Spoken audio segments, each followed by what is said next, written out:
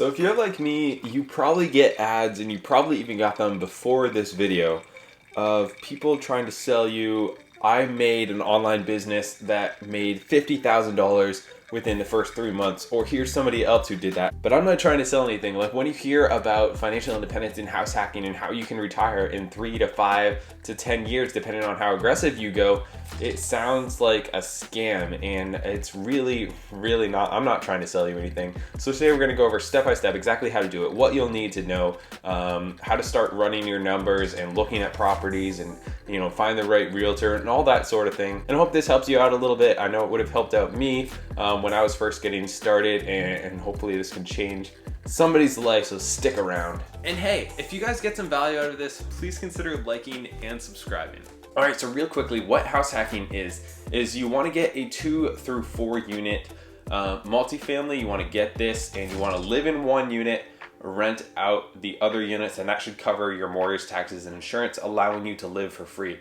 There are many ways to do this with single family properties, with just one property that you don't even own and you rent. There's a bunch of different ways to do this that I've done a whole nother video about, but I want to go through the process of how to get that property, how to get set up, start running your numbers, start going out there and finding your property and changing your life. The reason that this is such a cool thing is because you can use an FHA loan. So an FHA is a Federal Housing Administration, so it's backed by the government, and the government pretty much wants to get people into homes. That's like their thing here.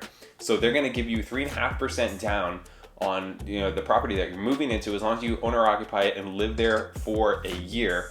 Then they'll give you that loan, which is a really good deal, and they're going to do it with a little bit lower credit scores, and they'll help you out a lot more than you would with a conventional loan. Now, one of the downsides of an FHA loan is that since you only have 3.5% of your own money in the game, they're gonna have private mortgage insurance, which on my property, which is about $200,000, it's gonna be $150 a month, something like that, on top of your mortgage payment. So you're gonna have that private mortgage insurance that you're gonna have to pay for. So that is a little bit of an added expense, but I didn't have to add another 15% of my own cash into this. So it's really totally worth it, because again, the tenants are actually paying for that private mortgage insurance, and it's not something that's coming out of my pocket. So there's actually a lot of good options. You can use an FHA loan like we talked about. You can use the conventional loan, 20% down if you want. There's also conventional loans that are like 5% down. If you go around to some different lenders, you'll probably find that, and those can be really good. There are some that are like 0% down. Those are pretty hard to find. And then there's also like a VA loan. If you are in the military, then you can get a 0% down loan as well. And then there's also things, I'm throwing a lot of terms out here, sorry, like a 203k loan, which is the FHA, like we talked about, 3.5% down, but they'll finance your rehab. So that's actually what I'm looking to do at a property right now. Buy it for $200, put $80,000 into it, but have it all be on the loan. So I don't have to use any of my own cash besides that 3.5% down for this property. So I can buy it and rehab it and then live in it, and it's all at 3.5% down. So that's a really cool thing of how to leverage your money when you don't have a lot of money, and you can leverage that and really expand it. Because if I had to use my own cash for that, it would not be a possibility at all. But since I'm able to do it this way, it makes it a lot more possible, a lot more options out there. And then in 3 years, if I want, I can probably refinance. I'll have all that equity that I put in when I fixed up the property, and I can get rid of that private mortgage insurance if I built up enough, or if I built up even more, I can even pull some cash out and then do it again. Anyways, those are pretty much your loan options. There are some other ones, but those are going to be your main ones that you're going to want to use. Most people are going to use the FHA. That's just how it works. We'll talk about how you can use that again and finagle your way through that. But first, let's talk about what you're going to need to get started. So the first thing you're going to want to do is try to find a good realtor. It's important to have the right realtor. You don't want to have somebody who specializes in strictly residential, because they're not going to understand how to run the numbers. They're not going to be able to help you out with that. Whereas a good realtor will be able to tell you about all your different options, tell you how to find a good lender, tell you how to find a good inspector, and he'll tell you, he'll help you out with looking through the property, what to look for, and all that type of stuff. He'll help you with the offer, because it's very different offering on single family homes that are residential as opposed to multi-family homes. They're priced differently. It's just a very different game. You want to try to find somebody who's owned multifamilies, because before I got into this and I was a realtor for just residential, I didn't understand all these numbers, and now that I've gone through it myself, I've helped other people go through it, then I understand the numbers a lot more and I can help people a lot more, and you offer very differently. So just make sure you find that right agent by asking around, by calling around, interview different agents. They're gonna work for you. So you go ahead, interview different people, and just make sure you have that right fit. And then off of that, you're gonna need a lender, because it's not worth taking your time and going out and seeing properties and running the numbers if you're not pre-approved. You want to have that letter going out with it that says I'm approved for 308,000, and that's, you know, what I'm going to go for here. So instead of looking for all this yourself, which you can do, if you find the right rock star realtor who knows people, he will recommend you, or she will recommend you to a lender who works again with multifamily properties. Like the lender that I use has helped me a lot and really move some things around that other lenders that I went and talked to and asked, like, hey guys, can you do this? They're like, no. And then I asked him, he's like, I think I can figure out this and that and this loophole and like all this other stuff. I don't know what he did, but it worked out really good for me. So make sure you find that right lender. And again, you can go to multiple different people to find that. So the next thing you want to do is go ahead and start to get pre-approved. Now, what you don't want to do with that is to go online to Quicken Loans and all these different lenders online and start applying for all of them and shopping around way too much. You have a certain window, usually it's like 14 to 45 days that you can shop around in, and that will impact your credit score, because each time that they make a hard pull on your credit, it's going to go down a little bit. So just try to narrow it down and then pick a few different places, shop all at once. Don't try to shop, you know, over 6 months and continually go to these different places. That will really mess up your credit score. But it is okay to shop around at a few different ones and then pick one. Just don't go to like 30 of them. So once you find the lender that you want, hopefully one of the ones that your realtor recommended to you. So the lender's gonna need a few things from you. They're gonna need your taxes for the past few years, your W-2s for the past few years, your last 30 days of pay stubs, your bank account statements, and any investments that you have. And they're gonna take all that, mix it up together, and then tell you what you approve for. And then once you know what you approve for, you can start looking. Now, it's very important that while you're doing this, you're telling them that, hey, I'm gonna go look for a duplex or a triplex or a quadplex, which is 4.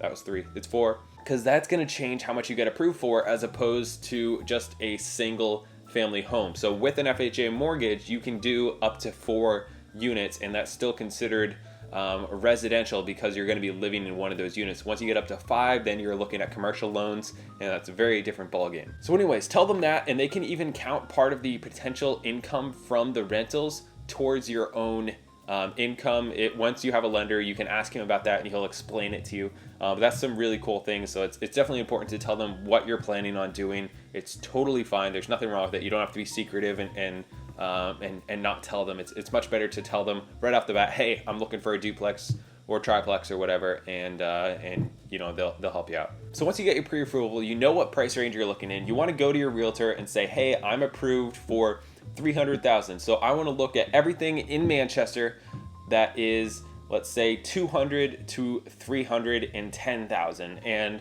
you'll get an alert every single morning. Make sure he sets you up on one every single morning about any new things that come onto the market, any price changes, anything that falls through and comes back onto the market. So you can swoop in. That's actually how I got this one. Is it was under contract and then it came back on the market, and like that same in the next few days is when I was able to get in before anybody else did.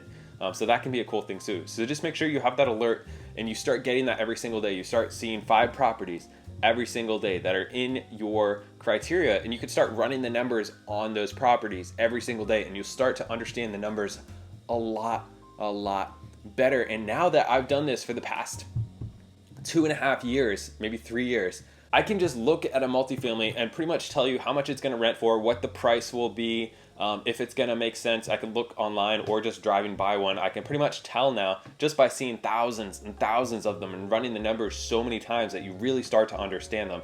So here are a few quick ways to run the numbers and how I do it. It's going to be different in every market. You might be in the $1 million price point. You might be in the $50,000 price point. It really depends on where you are, but this can work everywhere. It's just going to be a little bit different, and you might need to do things different way. Like if you're in downtown New York, this is obviously going to be very different than if you're like up in the sticks of Maine.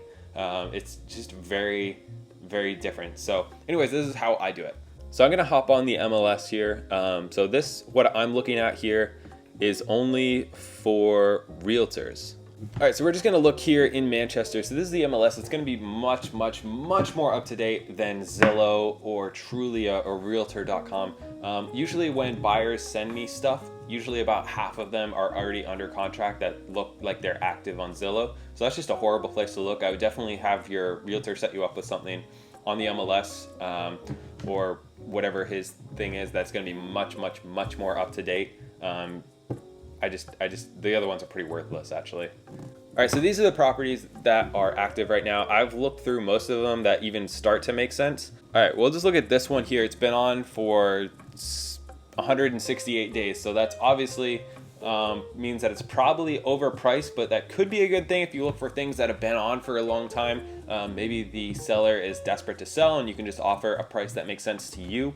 It's okay to go ahead and offer 10 times or 20 times to get one property, as long as you're offering what makes sense to you, not what they're asking for. And the worst that they can say is no. If you have a good realtor, he won't mind throwing out a lot of offers. Some people don't like doing that. But for an investor, if you're trying to get a good deal, that might be something that you want to do, is throw out a lot of offers. But if you're using FHA loan, it really doesn't actually matter that much, because how much you pay for it doesn't matter too much, because you're putting so little money into it. So as long as it's relatively a decent deal with an FHA and house hack, it's pretty much going to work. So this is two bedroom units. Now I would not even, like, just by looking at the 2 bedrooms and the price point, that's not going to work in my market, because I know what a 2 bedroom rents for, and it can be anywhere from $800, $900 to $1,300 depending on the market. Now it's on Orange Street, so I don't think it's going to be too much on the higher end. It's going to be more of the lower end here. So right now they got it rented out for, one of them's $1,000 a month, one of them $1,800 a month. So I look at that, we say $1,800, and then we look at the price here and it's $267,000. So just by looking at that, I know that it does not meet the 1% rule. So the 1% rule would mean that the rents equal that amount that the price is. So if it's so if this was out for $180,000, then that would meet the 1% rule. So it's really $80,000, $90,000 overpriced for what would make sense for me, because I know if it meets that 1% rule, I can look further into it. Now I could be able to increase the rents on these and you know, get the price up a little bit. But if it's that low off the bat, it's probably gonna need some rehab. We'll just take a look real quick. Eesh. Yeah, that needs some work probably to rent it up. It's got hardwood floors, that's kind of cool. So right off the bat, I can just tell by looking at the bedrooms, because I know what my rentals are. And if it was 2-3 bedrooms, then I could fix it up enough to make it $1,500 per bedroom or per apartment, and that would make it be worth about $300,000. So I know that would be a good deal. But since it's 2 bedrooms, it's not going to be a good deal for me. And unless I did a lot of work to it, and I don't want to do that on something like this. Like, that was not hard math. I did pretty much nothing there, and that disqualifies 90% of the properties that comes out.